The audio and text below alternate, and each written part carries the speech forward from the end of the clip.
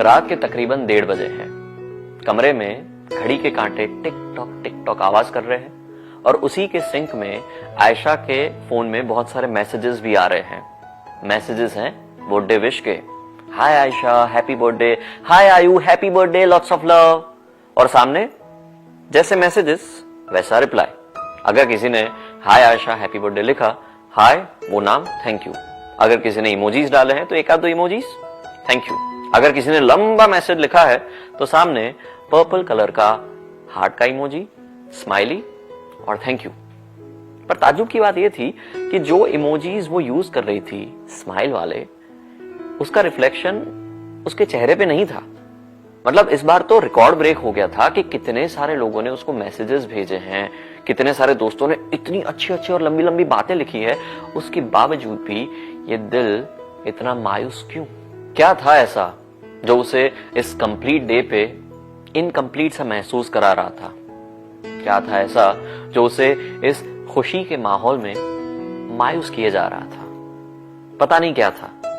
ये सब सोच ही रही थी आयशा, उतने में उसको फेसबुक से नोटिफिकेशन मिला, लुक बैक फीचर का नोटिफिकेशन, मेमोरी वाला, कि इसी दिन पे पिछले साल या उसके पिछले वाले साल आपने या फिर आपके दोस्त ने आपको टैग करके क्या पोस्ट किया था।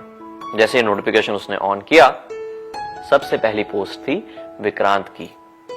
विक्रांत, उसका एक्स बॉयफ्रेंड। लेट मी सी, उसने मुझे अनफ्रेंड तो नहीं किया है ना? ऐसा कह के विक्रांत के प्रोफाइल को विजिट करती है। भले ही उसने उसको अनफ्रेंड ना करके अनफॉलो कर दिया था ताकि विक्रांत की पोस्ट भी ना देखनी पड़े और वो अनफ्रेंड वाला ऑकवर्ड कॉन्वर्सेशन भी ना हो, उसकी वजह से उसने अनफॉलो तो किया था।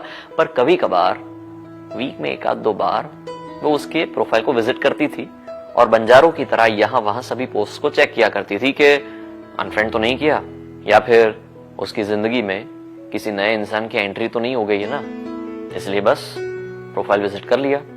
विजिट करने के बाद पता चला कि नहीं, अनफ्रेंड तो नहीं किया है। बट वेट, उसने विश भी तो नहीं किया है।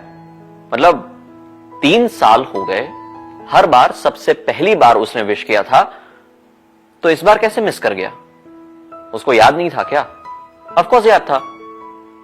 कोई बात नहीं, सुबह को नोटिफिकेशन आएगा तो उसको याद आ जाएगा और वो विश कर देगा। पर उसको तो विश करना चाहिए था ना, क्यों विश नहीं किया?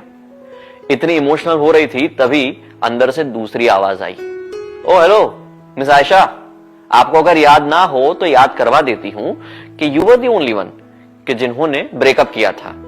आपने ही गुस्से में उसको कह दिया था कि आज के बाद अपना मुंह मत दिखाना, कभी सामने से मैसेज मत करना, कॉल मत करना, और अगर किया तो पता है ना, सब गाली गलौज याद है ना।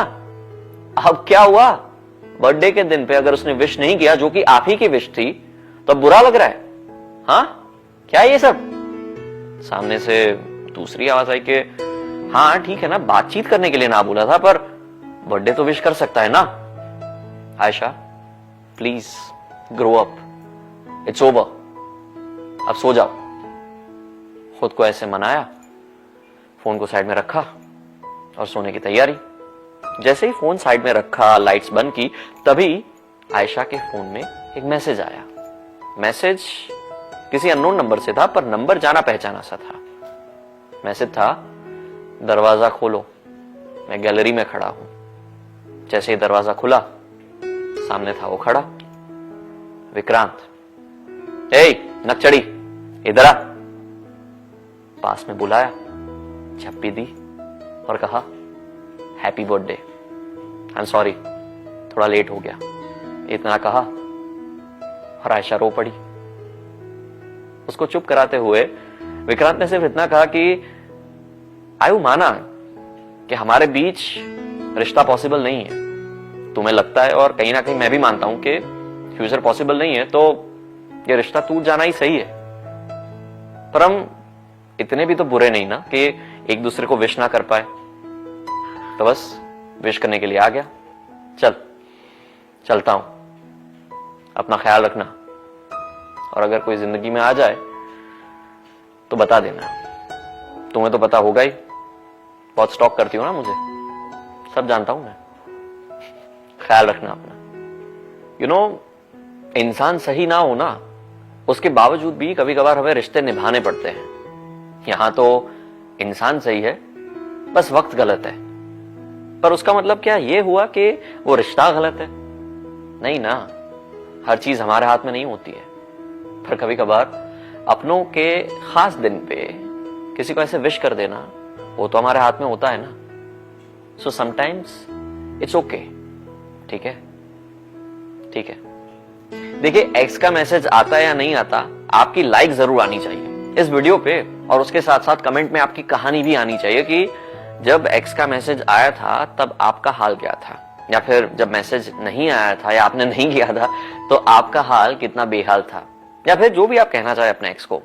अच्छी बात है, गालियां नहीं। So comment box is all yours, वो सारी कहानियों के लिए। ठीक है, तो इस वीडियो को लाइक करना मत भूलिएगा अगर ये कहानी पसंद आई है तो। अगर ऐसी